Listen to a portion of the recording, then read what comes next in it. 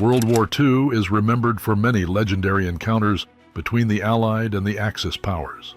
Soon after, the deadliest conflict in human history started with the German invasion of Poland. The fire of this fierce war engulfed almost the whole world.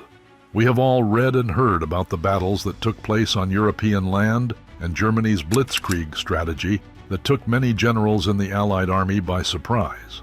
However, an important aspect of World War II that has disappeared in the shadows of history is the tug-of-war that happened between the naval fleets of the world's superpowers at the time. Apart from the Pearl Harbor attack by Japan, the Battle of the Atlantic, which is called the longest, largest, and most complex naval battle in history, was one of the major reasons behind the United States officially entering the Second World War. Waters of the Atlantic Ocean saw some legendary skirmishes between the German U-boats and American ships, which resulted in the loss of lives on both sides. So, what was the Battle of the Atlantic? And what did it have to do with the encounters between German U-boats and American shipping? When did these encounters happen? And why exactly were the American ships on target for the Germans? Watch this video until the very end as we dive deep into some legendary skirmishes in the Atlantic during World War II. But before talking about the instances when American ships were sunk by German U-boats, it's important to know the background. After Germany engaged in unrestricted submarine warfare during the First World War, nations attempted to restrict or eliminate submarines. However, these efforts were unsuccessful. Instead, the London Naval Treaty mandated that submarines follow cruiser rules. These rules required submarines to surface, conduct searches, and ensure the safety of the ship's crew by placing them in a place of safety before sinking them. Lifeboats were excluded from the list of such ships except under particular circumstances. Cruiser rules did not prohibit arming merchant ships, which made them essentially naval auxiliaries bypassing cruiser rules. To ensure that Germany did not cause another world war, the Treaty of Versailles prohibited the Germans from using U-boats and limited their navy to a handful of outdated vessels. When it became necessary to replace 3 of these outdated vessels, the Germans chose to build the Deutschland class of armored ships, also known as pocket battleships by other navies. These ships were built to attack merchant ships on faraway oceans, to act as pursuers that could sail on their own, and to stay out of battles with more powerful opponents. But the 1935 Anglo-German Naval Agreement, which regulated the size of the Kriegsmarine or Navy of Nazi Germany, permitted Adolf Hitler to break free from the Versailles Treaty. Germany built a naval force that was 35% the size of Britain's Royal Navy.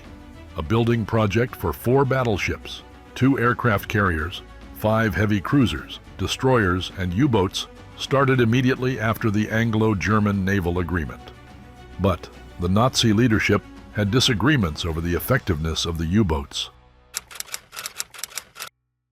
Hitler believed that a conflict with the UK was highly improbable, leading the fleet's design to focus on attacking French merchant ships rather than attempting to challenge sea dominance. However, Karl Dönitz, the head of the German U-boats, held a different view. Unlike Hitler and Alfred Raeder, the German Navy's chief, Dönitz believed that a war with the UK was unavoidable and that a smaller surface fleet was unnecessary. Instead, he argued that U-boats were capable of defeating the British. His calculations suggested that a fleet of 300 medium Type 7 U-boats could destroy 1 million tons of ships each month and, within a year, sink about 3,000 British merchant ships to severely disrupt the British economy. During World War I, German submarines, or U-boats, were primarily defeated by the convoy system. However, Admiral Dönitz believed that this could be turned around with his strategy called the Rudeltaktik. This involved a patrol line of U-boats that would search for a convoy, and once it was located, all the U-boats would converge and attack at night while on the surface. At the time, aircraft and ASDIC, which was an early form of sonar, were not seen as significant threats. ASDIC was ineffective in detecting submarines on the surface, and their range was shorter than that of electric torpedoes. The aircraft couldn't fly at night, and a vigilant U-boat could dive before an attack by an aircraft. Despite Dönitz's efforts, Admiral Raeder, who was in charge of the U-boat fleet, was not convinced of the effectiveness of these strategies. Instead, he preferred to expand the fleet with a variety of submarines, including coastal, medium, and large ones, as well as mine layers and U-cruisers. It wasn't until 1938, when Adolf Hitler realized the inevitability of facing the UK, that he initiated Plan Z. So what exactly was Plan Z, and how did it affect the outcome of the naval fight in World War II? In early 1939, Adolf Hitler initiated a strategic plan to upgrade and expand the Kriegsmarine. This fleet was designed to counter the naval might of the United Kingdom and was scheduled to be fully operational by 1948. The development of this strategy started in 1938, but it reflected the evolution of strategic perspectives of the German Naval High Command over the 2 decades after World War I. The strategy envisioned a navy focused on 10 battleships and 4 aircraft carriers aimed at confronting the UK's Royal Navy.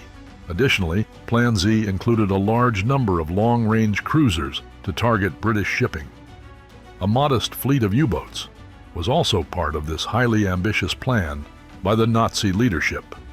When World War II broke out, nearly all construction on the recently commissioned vessels under Plan Z was yet to start. The need to redirect production to more urgent military requirements compelled the Kriegsmarine to put the shipbuilding project on hold, resulting in the completion of only a few large vessels, which were all part of the orders placed before Plan Z. However, the strategy still played a crucial role in deciding the course of the war, as only a small number of U-boats were ready to be sent into waters by September 1939. Admiral Karl Dönitz's U-boat force could only make a fraction of the 300 U-boats he considered essential for a victory in a naval commerce battle with Britain until 1943. While the Germans expanded the Kriegsmarine, the UK also took measures to counter the possible threat the German naval fleet, particularly the U-boats, posed. Here's how. As the threat of war became more apparent in the spring of 1939, it became evident that Britain couldn't depend on the London Naval Treaty, which prohibited unrestricted submarine warfare. The system for organizing convoys had been in place since World War I and had undergone significant improvements in the 1930s. But there weren't enough escorts to give the required protection to the convoys. So, a program was initiated to quickly build anti-submarine ships, such as the Tree-class trawlers, Flower-class corvettes, and Hunt-class destroyers. Merchant vessels that were either too fast or too slow for convoys were planned to be fitted with self-defense guns to repel attacks from German submarines and compel them to use their torpedoes. But despite this lack of preparedness, by 1939, the Royal Navy had as many ships equipped with ASTIC as all other navies of the world combined. Another important aspect of anti-submarine warfare that had been neglected was the importance of aircraft in naval battles.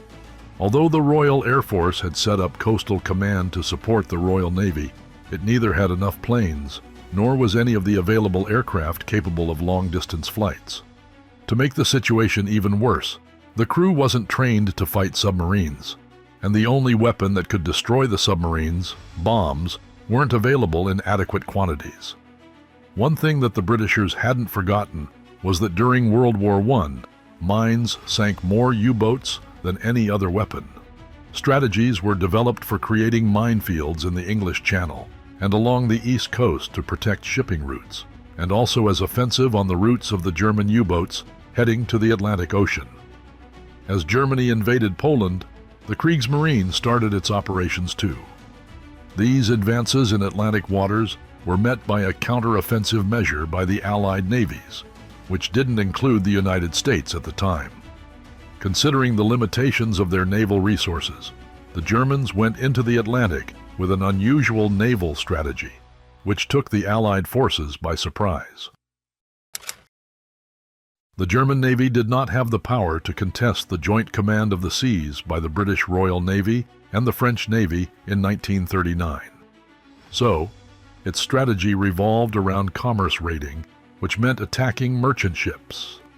The Kriegsmarine used its largest battleships, armed merchant cruisers, submarines, and airplanes. When World War II was declared in September 1939, numerous German naval vessels were already at sea.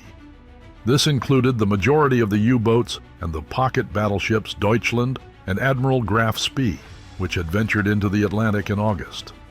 These vessels immediately began to target British and French shipping. The U-boat force, which was expected to play a significant role in the sea battle, was relatively small at the start of the conflict, with the majority of the 57 available U-boats being both small and short-range Type 2s. These submarines were primarily used for laying mines and operating in the waters around British coasts. So, the early German naval activity involved laying mines near the British ports using U-boats, destroyers, and aircraft. As the conflict escalated, the British and French quickly initiated a blockade against Germany. But this strategy initially failed to significantly impact German industry. The Royal Navy promptly implemented a convoy system aimed at safeguarding commerce, which started from the British Isles but eventually stretched to Panama, Bombay, and Singapore. This convoy system enabled the Royal Navy to focus on the one location where U-boats were certain to be found: the convoys. Each convoy typically comprised between 30 and 70 mainly unarmored merchant vessels. Several high-ranking British naval officers, especially Winston Churchill, wanted a more aggressive approach towards the Kriegsmarine. So, the Royal Navy established specialized groups aimed at hunting submarines by utilizing aircraft carriers to monitor the shipping routes in the western approaches and search for German U-boats. However, this approach was fundamentally flawed due to the fact that a U-boat, with its small shape, almost always detected the surface warships and destroyed them before being sighted. The carrier aircraft offered little assistance in this regard. This is because although, at this point in the conflict, they had the capability to detect submarines on the surface, they lacked the necessary weapons to engage them. And any submarine discovered by an aircraft had long disappeared by the time the surface warships arrived. The Royal Navy's strategy of forming hunting groups failed within days, so much so that, on the 14th of September 1939, Britain's most advanced carrier, HMS Ark Royal, narrowly escaped destruction when 3 torpedoes from U-39 detonated early. U-39 was then forced to come to the surface and was destroyed by the accompanying destroyers, marking the first loss of a U-boat in World War II. However, another carrier, HMS Courageous, couldn't escape the U-boat attack and was sunk by U-29 3 days later. A month after U-29 destroyed Courageous, when a U-47, under the command of Günther Prien, achieved an even greater feat by infiltrating the British naval base at Scapa Flow and torpedoing HMS Royal Oak, an old battleship, at anchor. The situation was equally dire in the South Atlantic Ocean as well, where the British military was stretched thin by the cruise of Admiral Graf Spee, which resulted in the sinking of 9 merchant vessels, each carrying 50,000 GRT, or gross registered tonnage. That too, in just the first 3 months of the conflict. The British and French collaborated to create a network of hunting groups, which included 3 battlecruisers, 3 aircraft carriers, and 15 cruisers, all in pursuit of the raider and her sister ship, Deutschland, which was operating in the North Atlantic. These hunting groups were unsuccessful until Admiral Graf Spee was intercepted by a weaker British force near the mouth of the River Plate, which is located between Argentina and Uruguay. Following the engagement, she sought refuge in neutral Montevideo Harbor and was ultimately sunk on the 17th of December, 1939. Following the initial surge in action, the Atlantic campaign by the Germans saw a decrease in intensity. Admiral Karl Dönitz, in command of the U-boat force, had planned a peak effort for the first month of the conflict, with nearly all the U-boats on patrol in September 1939. However, maintaining this high activity level wasn't feasible. The vessels required time for refueling, rearming, replenishing supplies, and undergoing maintenance. Another reason for the decreased U-boat activity was the harsh winter of 1939-40. Several Baltic ports were frozen, and a number of newly deployed U-boats got trapped in ice. Hitler's strategy to launch an invasion of Norway and Denmark in the spring of 1940 led to the redeployment of the fleet's surface ships and the majority of the U-boats as support for Operation Weserübung. But this freeze in the U-boat activity would soon be followed by a happy time for the German Navy. The initial U-boat activities from the French naval bases were remarkably effective. From June to October 1940, more than 270 enemy vessels were destroyed by Germany. This era was referred to as Die glückliche Zeit, or the happy time, by the submarine crews. Winston Churchill would later say that the threat of U-boats was the only thing that ever scared him throughout the Second World War. Let's now talk about how the United States entered World War II and when and where the Atlantic skirmishes began. By 1941, the United States was increasingly involved in the global conflict despite officially declaring itself neutral. In April 1941, President Roosevelt expanded the Pan-American Security Zone to the east, almost to Iceland. When Denmark fell to Germany in 1940, British troops took over Iceland, and the U.S. was convinced to send troops to help free the British forces there. American naval vessels started protecting Allied ships in the western Atlantic as far as Iceland and faced numerous attacks from German U-boats. In June 1941, the U.S. realized that the tropical Atlantic was becoming dangerous for ships traveling alone, both American and British. This realization came after the German U-69 sunk the SS Robin Moore, 750 nautical miles or 1,390 kilometers off the coast of Freetown, Sierra Leone. This incident sent a wave of fear among the American shipping companies, and they felt unsafe in the Atlantic Ocean. Time magazine in June 1941 wrote, "If such sinkings continue, U.S. ships bound for other places remote from fighting fronts will be in danger." Henceforth, the U.S. would either have to recall its ships from the ocean or enforce its right to the free use of the seas. However, a new strategy for attacking the U.S. shipping was yet to be implemented by the Kriegsmarine. Japan's attack on Pearl Harbor, followed by the German declaration of war on the United States, changed the dynamics of the conflict. Admiral Dönitz quickly devised a strategy to target vessels along the American East Coast.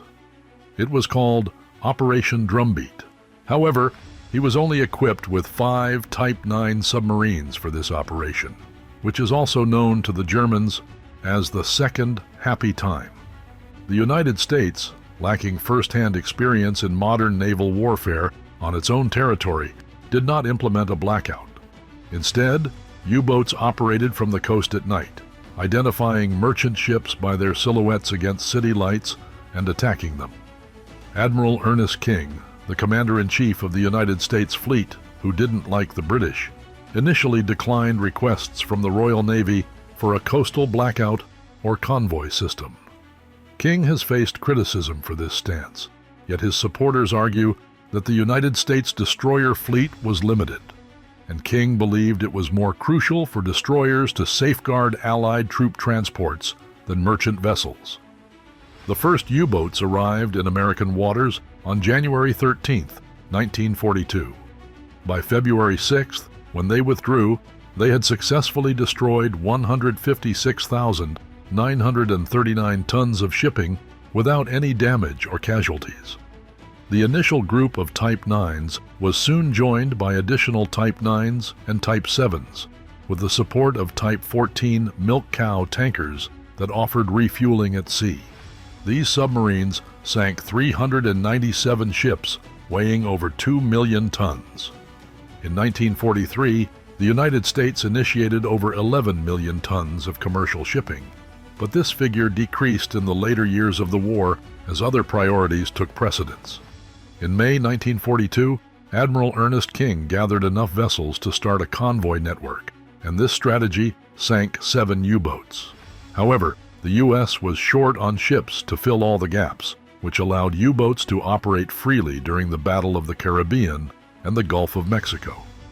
They effectively shut down several U.S. ports until July 1942, when British-loaned escorts began to show up. These escorts included 24 trawlers equipped with anti-submarine weapons. The introduction of a coordinated convoy system along the American coast and in the Caribbean Sea in mid-1942 immediately reduced the U-boat attacks in those regions. Due to the enhanced system of coastal convoy escorts, the U-boats shifted their focus back to the Atlantic convoys. For most of 1942, the situation for the Allied forces was serious, but not critical. As the U.S. began to organize its fleets along its section of the Atlantic, the number of ships lost to the German U-boats rapidly decreased. This led Dönitz to realize that his U-boats were more effective if they were utilized somewhere else than the U.S. shores. Therefore, on July 19, 1942, he issued orders for the remaining U-boats to leave the U.S. Atlantic waters, marking the start of a shift in focus back to the North Atlantic. This was the section where Allied fighter planes could not provide protection to their Navy ships, and because of this reason, it was called the Black Pit. The U-boats returned to their attacks against the convoys from Canada to Britain. The command center for the submarines in the West also relocated to a new command bunker at the Château de Pignerol, located just east of Angers on the Loire River. By distributing U-boats evenly across the Atlantic, the Germans could target various convoy lanes with their submarines. It was common for groups of 10 to 15 U-boats to launch attacks on convoys, both during daylight and under the cover of darkness. This strategy by the German Naval High Command led to a rapid increase in losses, with 56 ships of over 258,000 tons being destroyed in the air gap between Greenland and Iceland in October 1942. But this didn't come without increased losses for U-boats. In the first half of 1942, only 21 German submarines were sunk, which was about 1 U-boat for every 40 merchant vessels destroyed. However, the scene was different during the year's second half. 66 U-boats were sunk, with 1 for every 10 merchant ships, nearly equaling the total for the previous 2 years of the war. The Germans changed their communication technology for U-boats to make them as effective as before, but it was short-lived. By 1942, the Allied forces had broken the code of the famous Enigma machine used by the Germans. So, it had become easy to track the movement of German ships, particularly the U-boats. To counter this, on February 1, 1942, the German Navy shifted its U-boats to a new Enigma network known as Triton, which utilized advanced 4-rotor Enigma machines. This new encryption key was unbreakable, leaving the Allies clueless about the locations of U-boat patrol routes. This shift significantly increased the challenge of avoiding contact with the U-boats, leading to numerous U-boat attacks on shipping convoys. The situation lasted for the next 10 months. By doing HFDF fixes, the Allies were finally able to decrypt Kriegsmarine messages, which were encoded on earlier versions of the Enigma machine. These messages contained details on U-boat arrivals and departures from their bases in France, as well as reports from the U-boat Training Command.